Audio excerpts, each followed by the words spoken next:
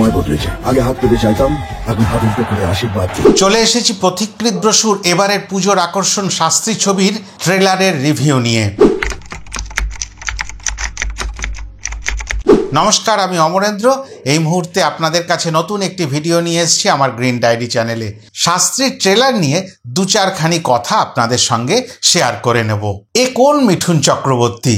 তুলসী তলায় তিনি, জরাজীর্ণ পোড়ো বাড়িতে তিনি, দিনের শুরুতে শিবলিঙ্গের মাথায় জল ঢালছেন তিনি, ভগ্ন শরীরে পঞ্জিকায় মাথা গুজে শুভ সময় ফেরার অপেক্ষায় তিনি, আংটিতেও বিশ্বাস নিয়েছেন তিনি, শহরের কলরবে বসে ঝিমোতে ঝিমোতে পেনশনের থেকে টেনশনের কথা বেশি তিনি মনে করছেন, ভগবানের কোটা সিস্টেমে নিজের নাম নথিভুক্ত করার জন্য জমিয়ে রাখা সামান্য অর্থ একত্রিত করছেন লক্ষ্মী ভাণ্ডার ভেঙে, সাথে ঘরের বউ মানে আমাদের দেবশ্রী রায় গায়ের গয়নাটুকুও খুলে দিচ্ছেন সেই কাজে সাথ দেবার জন্য।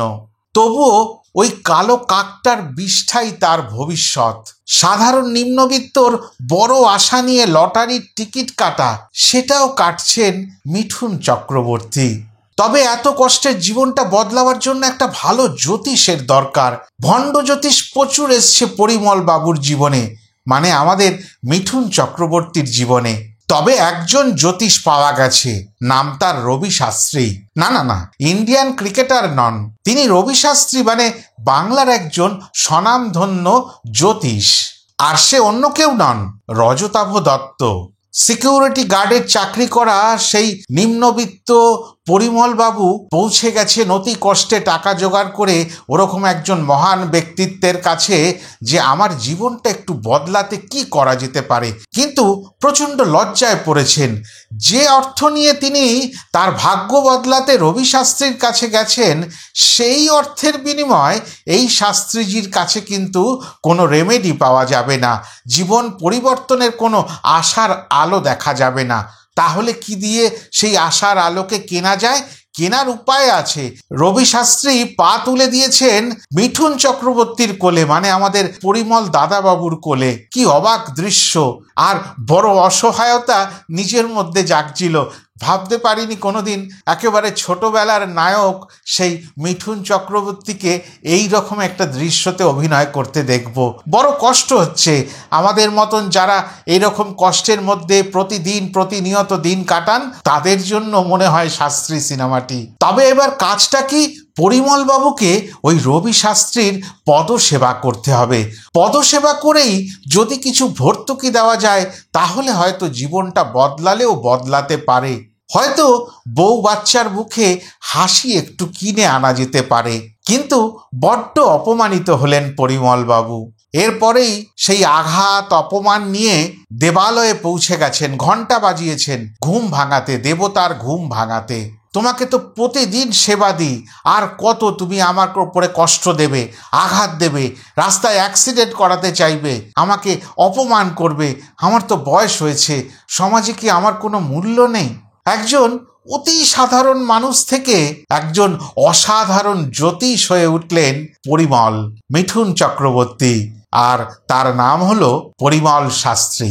এবার হুবহু মিলে যায় তার কথা, তার ভবিষ্যৎবাণী। তার মুখে শোনা যায় এক একটা জীবনের ভবিষ্যতের কথা। প্রত্যেকটা মানুষ বিশ্বাস করতে শুরু করে, প্রচুর মানুষ তার পিছনে দৌড়াতে শুরু করে। একবার যদি আমার ভবিষ্যৎটা জেনে নেওয়া যায়, বদলালেও হয়তো বদলাতে পারে আমার আগামী দিনগুলো। আবারও বলি, আমাদের মতন সাধারণ মানুষ এই ভাবনা অনেক সময় নিয়েই দিন কাটিয়ে যান, দিনের পর দিন কাটিয়ে যান। সৈকত মজুমদার অ্যাস্ট্রোফিজিসিস্ট, আমাদের সোহম দাদাবাবু, তিনি যেরকম প্রযোজক সেরকম অভিনয়ও করেছেন।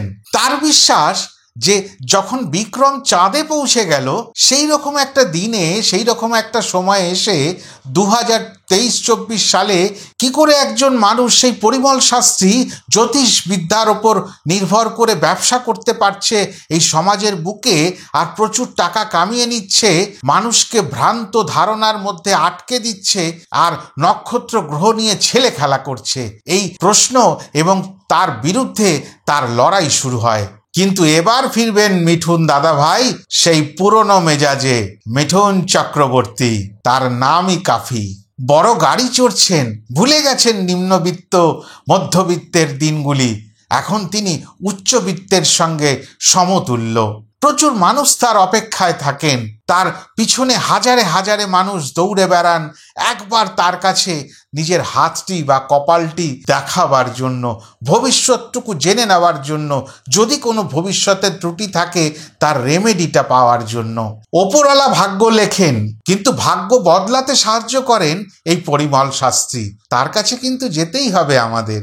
এবার কি হবে? এবার সৈকত আর পরিমল শাস্ত্রীর লড়াই হবে। অসাধারণ অভিনয় মিঠুন চক্রবর্তী, দেবশ্রী রায়, রজতাভ দত্ত, কাঞ্চন মল্লিক, আরো অনেকের মধ্যে দেখতে পেলাম। কৌশিক সেনকেও দেখলাম, শাশ্বতকেও দেখলাম।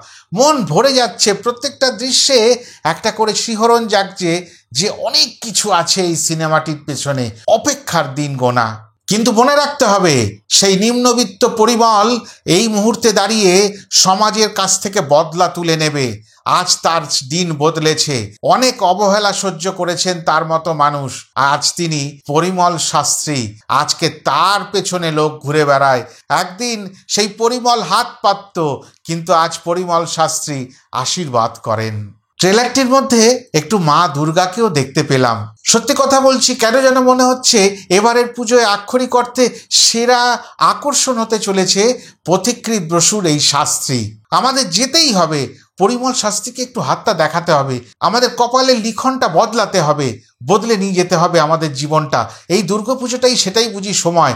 আমাদের যেতেই হবে সেই শাস্ত্রী দেখতে আমাদের নিকটবর্তী প্রেক্ষাগৃহগুলোতে। আর অপেক্ষায় থাকবো, এই সিনেমা সম্ভবত বেশ কয়েকটি ন্যাশনাল অ্যাওয়ার্ড নিয়ে আসবে। একটু বড় কথা বলে ফেললাম। সবাই ভালো থাকবেন।